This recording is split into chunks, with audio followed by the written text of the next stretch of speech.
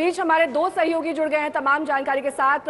एसोचैम से मेरे सहयोगी सईद अंसारी जुड़ गए हैं, इसके साथ ही हिमांशु मिश्रा हमारे साथ जुड़ गए हैं। सबसे पहले सईद, आपका रुख करते हुए इंडस्ट्री के दिग्गजों को क्या उम्मीद है, क्योंकि जाहिर तौर पर पॉजिटिव सेंटिमेंट्स तो होंगे ही 2024 चुनाव से पहले, लेकिन इंडस्ट्रियलिस्ट की क्या राय है इस बार का ये अंतरिम बजट उनके लिए क्या मायने रखता है?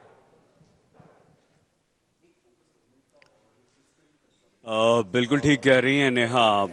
इंडस्ट्री को, उद्योग को, भारतीय उद्योग जगत को इस बजट से बहुत ज़्यादा उम्मीदें हैं। और क्योंकि ये अंतरिम बजट है इसलिए बहुत ज़्यादा घोषणाओं की उम्मीद तो आप मत कीजिए।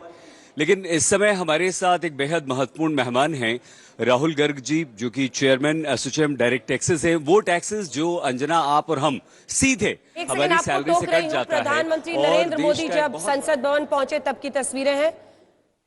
यहीं पर कैबिनेट की बैठक होनी है जहां पर फॉर्मल अप्रूवल के बाद हिमांशु, एक बार आ रही हूं आपके पास सहित। हिमांशु, जिसके बाद बजट लेकर 11 बजे निर्मला सीतारमण अपना छठा बजट संसद में पेश करेंगी। हिमांशु, देखिए, बिल्कुल छठा बजट पेश करेंगी और ये पहली, पिछले कई दशकों में ऐसी पहली वित्त मंत्री हैं जो अपना छठा बजट जो है वो पेश करने जा रही हैं अंजना। और ये अंतरिम बजट है, अंतरिम बजट जरूर कहा जाएगा, लेकिन मोदी सरकार की जिस तरीके का एक वर्किंग स्टाइल है उसमें ये फुल फ्लेजी बजट की ही तरह जो है चीज़ों के लिए निकालते हैं, गरीब कल्याण योजनाओं के लिए। और इस बार ये माना जा रहा है 80C के अंदर जो है वो राहत मिल सकती है, यानी कि इनकम टैक्स के अंदर जो रिबेट है आम आदमी को वो ज़्यादा मिल सकता है, हेल्थ सेक्टर में मिल सकता है, और किसान सम्मान निधि को 6,000 से बढ़ाया जा सकता है। तो तमाम इस तरीके की वेलफेयर स्कीम्स हैं जो प्रधानमंत्री नरेंद्र मोदी चाहेंगे कि इस अंतरिम बजट के अंदर जो है सरकार लेके आए और आम आदमी को और ज़्यादा राहत हो। प्राइम मिनिस्टर का फोकस रहता है वापस चलते हैं। बिल्कुल लौट रही हूँ आपके पास, लौट रही हूँ जल्दी से। सईद को हमने बीच में टोक दिया था, सईद बात कर लीजिए।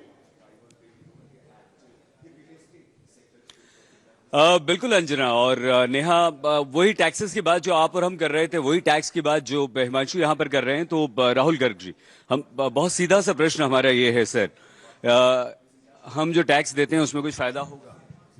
देखिए, ये अंतरिम बजट के अनाउंसमेंट आज होने वाले हैं और अंतरिम बजट के अनाउंसमेंट में टैक्स से रिलेटेड, कर से रिलेटेड कुछ अनाउंसमेंट होने का उम्मीद बहुत कम है।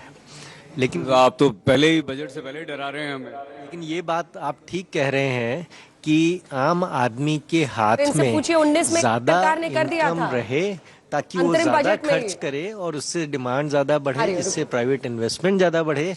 ये चीज सब लोग समझते हैं, सरकार भी समझती है और उसकी कोशिश पूरी रहेगी।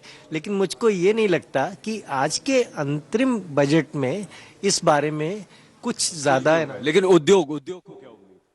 देखिए, उद्योग के लिए बहुत ज़रूरी होता है किसी भी देश का वित्तीय प्रबंधन कैसा रहा। और हमने पिछले साल में जो अपना ध्येय और उद्देश्य लेके चला था वित्तीय प्रबंधन की 5.9% से कम हमारा घाटा होना चाहिए, अगर वो रहा 5.9% से कम, अब इस बात को आपके पास लौटेंगे। तमाम मेहमान भी हमारे साथ लगातार जुड़े हैं। नरेंद्र तनेजा जी से इस पर एक रिएक्शन लेंगे। तो यहाँ पर गर्ग साहब कह रहे हैं, नरेंद्र जी, क्या वाकई आपको लगता है क्योंकि अंतरिम बजट है इसमें कुछ खास घोषणाएं खास तौर पर टैक्स ब्रैकेट स्कीम को लेकर नहीं की जा सकती है? देखिए, ये सरकार 24/7 काम करती है। तो बजट के अंदर मुझे लगता है आप देखेंगे किसान के लिए, मजदूर के लिए, छोटे जो उद्योग हैं उन लोगों के लिए वो प्राथमिकता बनी रहेगी और उसके बारे में तमाम बातें भी होंगी। लेकिन जो सबसे बड़ी बात है, हमारी अर्थव्यवस्था भारत की आज दुनिया की तीसरी बड़ी अर्थव्यवस्था बन चुकी है परचेजिंग पावर पैरिटी के बेसिस पे। तो साथ साथ ये भी कोशिश होगी, जो भारत की चमक है पूरी दुनिया के अंदर, अर्थव्यवस्था का जो विस्तार हो रहा है, जिस हिसाब से हर एक को उसका लाभ मिल रहा है, उसको कैसे और मजबूत किया जाए, देश के अंदर भी संदेश जाए, देश के बाहर भी संदेश जाए। इस पर मुझे लगता है फोकस रहेगा, क्योंकि आज भारत जिस मुकाम पे है अर्थव्यवस्था के दृष्टिकोण से